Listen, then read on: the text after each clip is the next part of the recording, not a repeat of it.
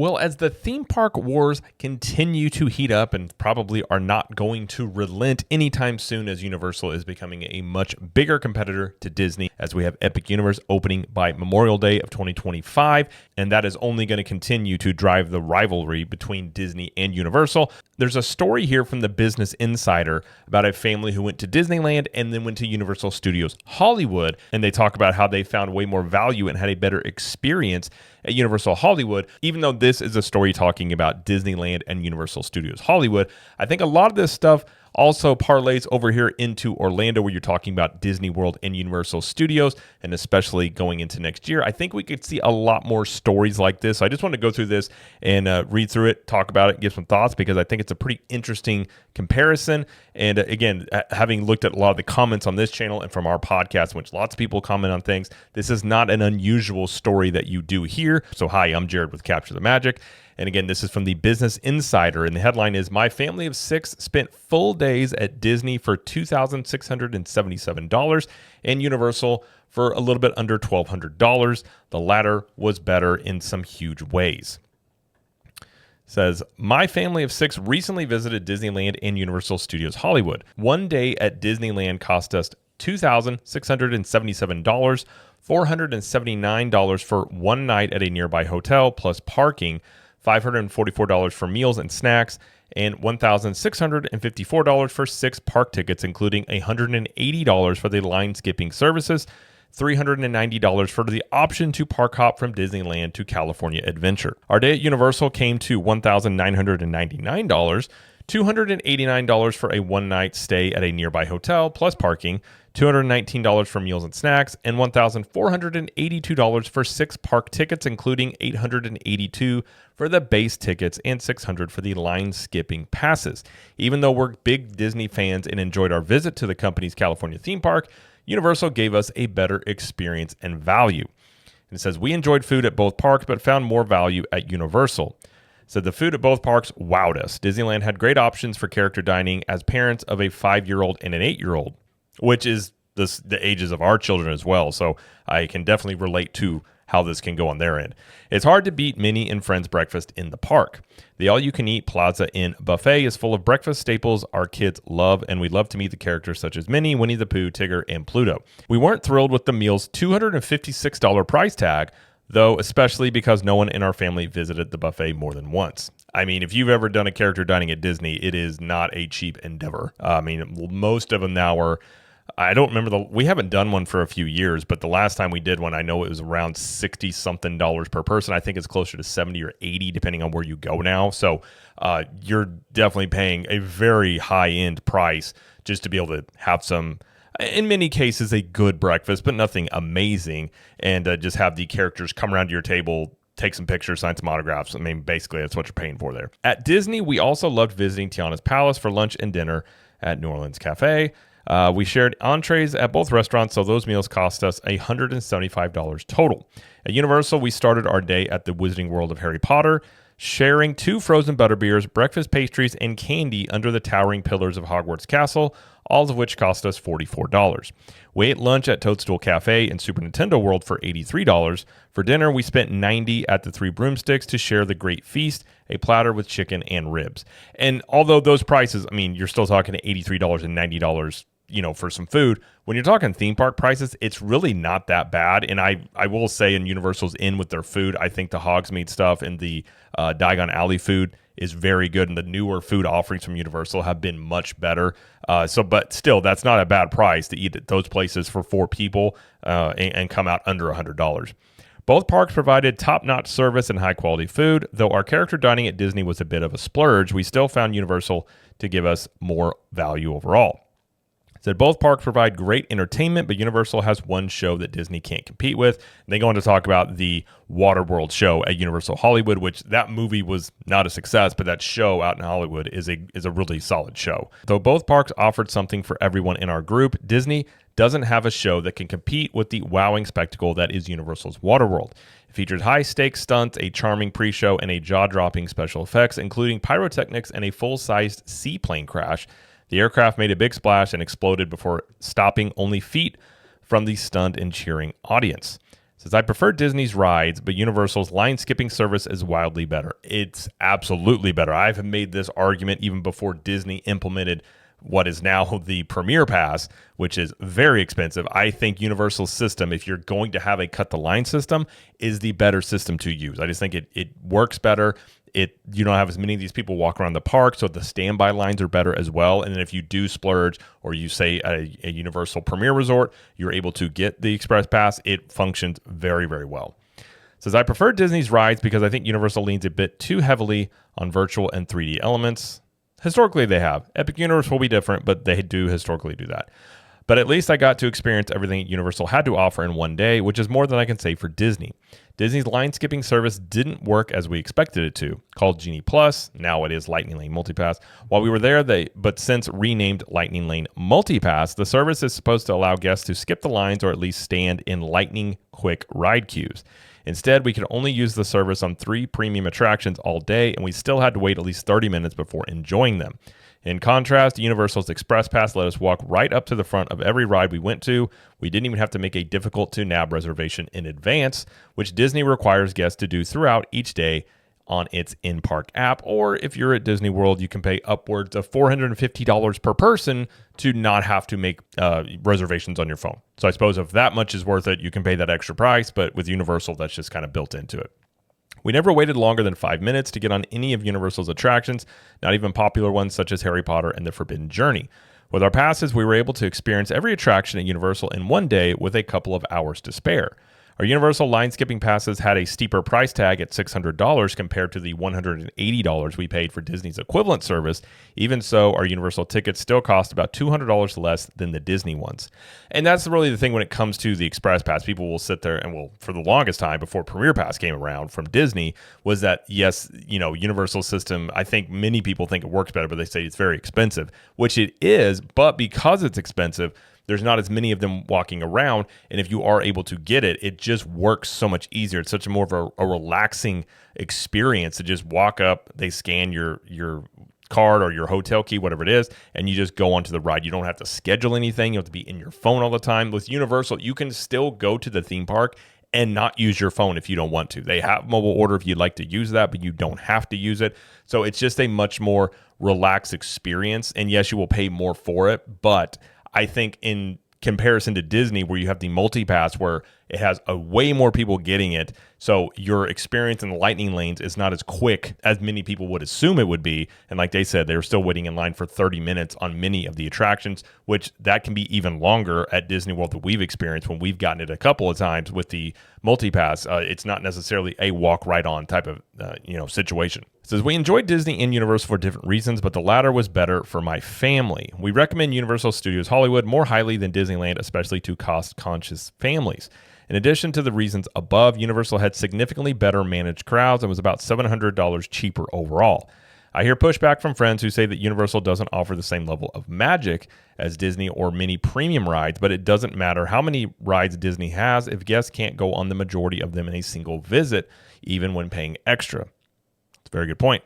The premium price tag associated with both theme parks should grant guests access to all, or at least most, premium attractions. From my family's experience, that's something only Universal provides. So they're talking here about, obviously, Universal Studios Hollywood and Disneyland. So not everything is a direct correlation with Disney World and Universal Studios Orlando. But I do feel like the sentiment is there, and I can speak from us personally and from other people that I've talked to, that yes, both parks are going to be expensive. Like Universal, if you get a single day ticket, is just as expensive as Disney can be. But once you start getting into packages and you start talking about annual passes, you start talking about much more budget-friendly options for a theme park experience. And the other aspect to Universal as well is, again, I'm not saying that they're a budget option, like they're half price. In some cases, they can be, depending on when you go, and some people have pointed that out. But Universal's hotels, I believe I like Universal's hotels better personally, especially when you're talking about the value and moderate range. I feel like they're just a much better offering, and the price points are just, you basically can't beat them. You still, to this day, at Dockside or Surfside,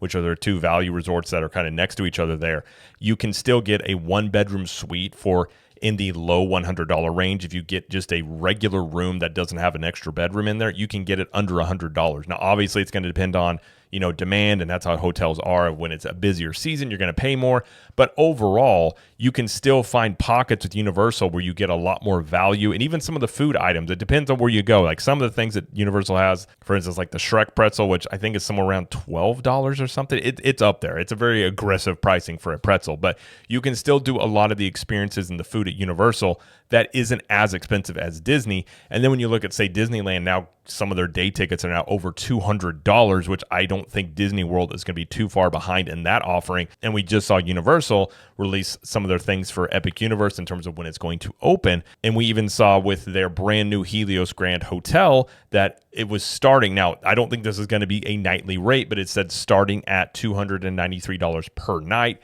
Now, that is if you get like a 7-night package, it breaks down into under $300 per night, which I don't really care. That's still a great value, because if you stay at a Disney Premier or what they call deluxe resort, they're not going to discount that hotel stay just based on you staying on a longer time frame unless they're running some sort of specific special. So the fact that they're offering that on that rate at that hotel and a brand new theme park is, it's hard to not see the value in that. And plus the 2 new hotels that are being built right outside Epic Universe that are considered value plus, Stella Nova and Terra Luna, those are priced more closer to a $200 range. But you're talking about hotels that are literally right outside of a brand new theme park. And they just released AP rates for those hotels, and we were able to rebook. So we had been booked to stay at both of those hotels on opening day.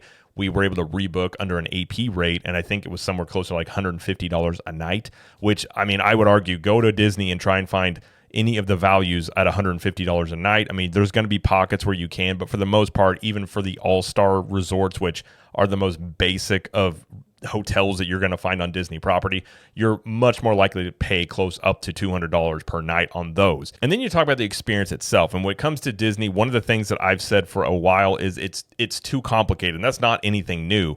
But instead of simplifying the experience, it's just getting more complicated, because now Disney has Lightning Lane Multi-Pass, Lightning Lane Single Pass, and now they have the Lightning Lane Premier Pass. So if you want to be able to basically do what Universal does, which is have the Express Pass and just walk into any line that you want to ride on the Lightning Lane to just get on it and go, again, you're going to have to pay close. If you're at Magic Kingdom, it can be as expensive as $450 per person just for the right to do that, which the sticker shock alone is, that's more than probably 2 day tickets that you're going to pay to be able to do that. So then if you look at the other ones with multi-pass and single pass, you're talking $30 some odd per person, and individual rides can be in the $20 range per person. So even if you're talking on the lower end there with just doing the multi-pass and the single pass, you're still talking about a situation with a family of 4. That's an extra couple $100 per day if you're going to use those. So, I think this is something that is going to continue to be seen as Disney doesn't seem to be slowing down on their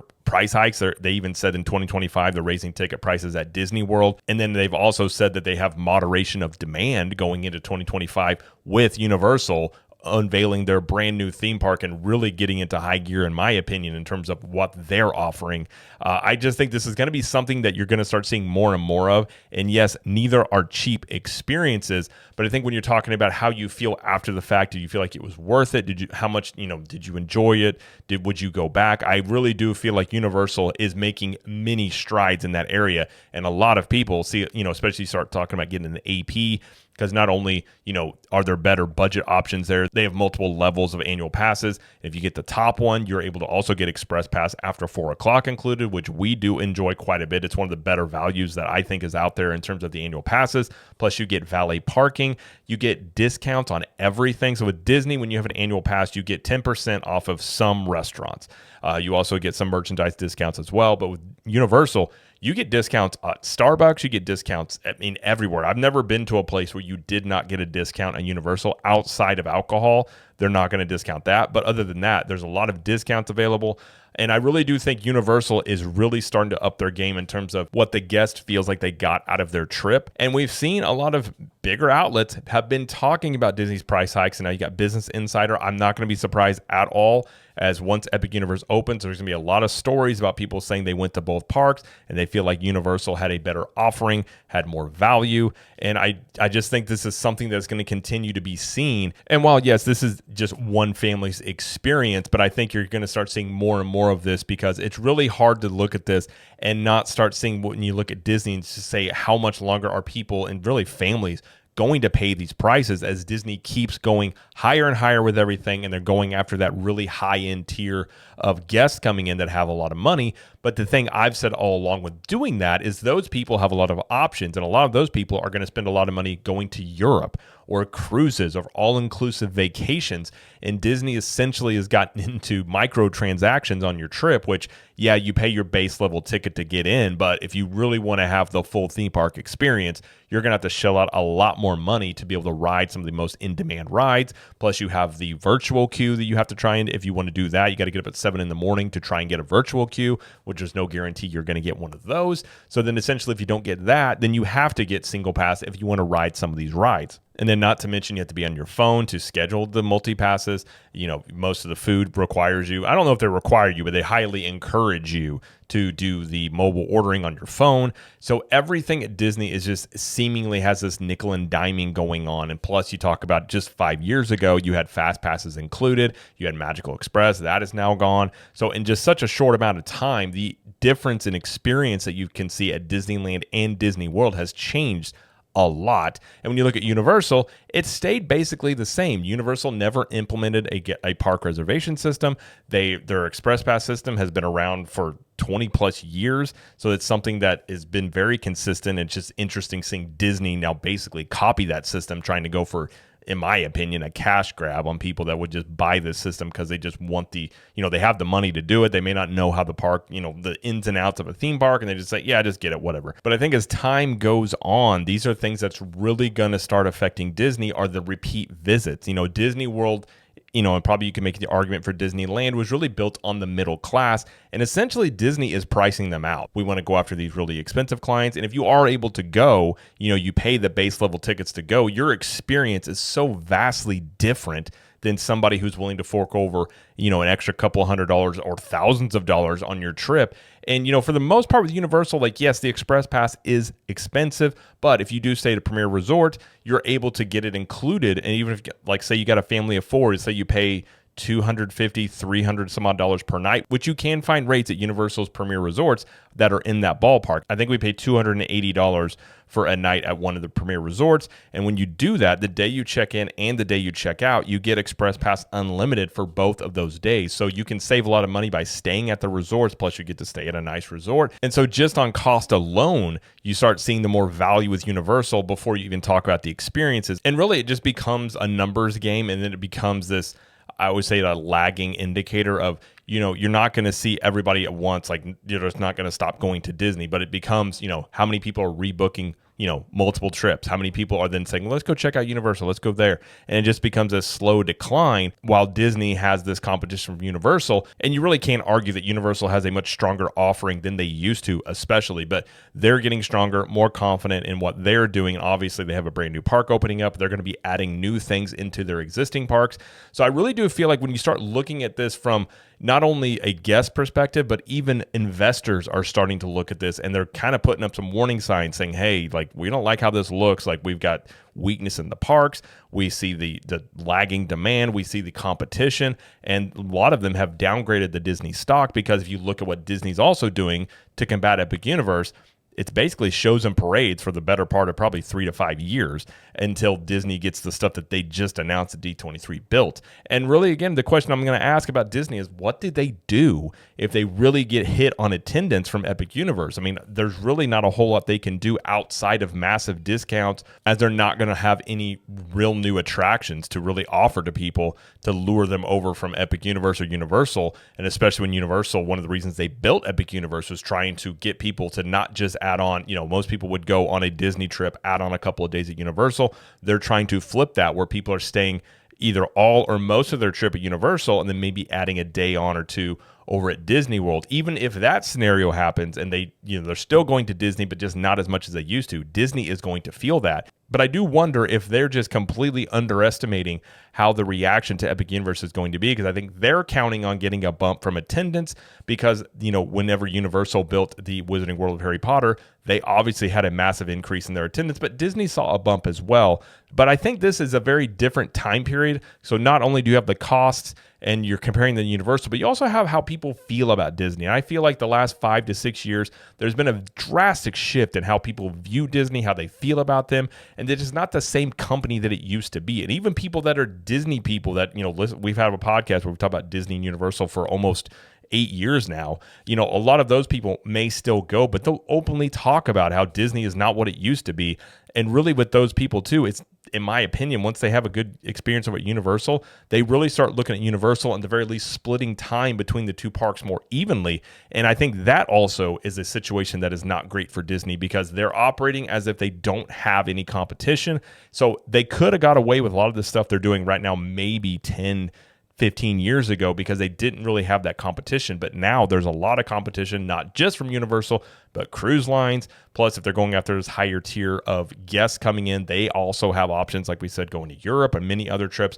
And also you have regional theme parks that are becoming stronger. You got Dollywood, you got Silver Dollar City, you got other proposed theme parks being built in the Midwest and other places that I really do think will lure business away from people that maybe we're going to go to Orlando and just think, well, we can go to this local park, spend a fourth, if not an eighth of the money we would spend going to Disney and have just about the same amount of fun. But I really do think as time goes on, this discrepancy is just going to continue to grow as many people go over to Universal to try them out and realize that it's a pretty nice experience. It's got some similarities to Disney, but it has its own way of doing things. And in many ways, I think a lot of people find it much more relaxing. It's much more of a fun and loose atmosphere versus Disney, because so many people when they're at Disney are so stressed out about trying to make their reservations and get to this dining thing and get to this thing. And a lot of people forget to have fun on their trip because they're just trying to get the most they can out of their trip after all this money they spent.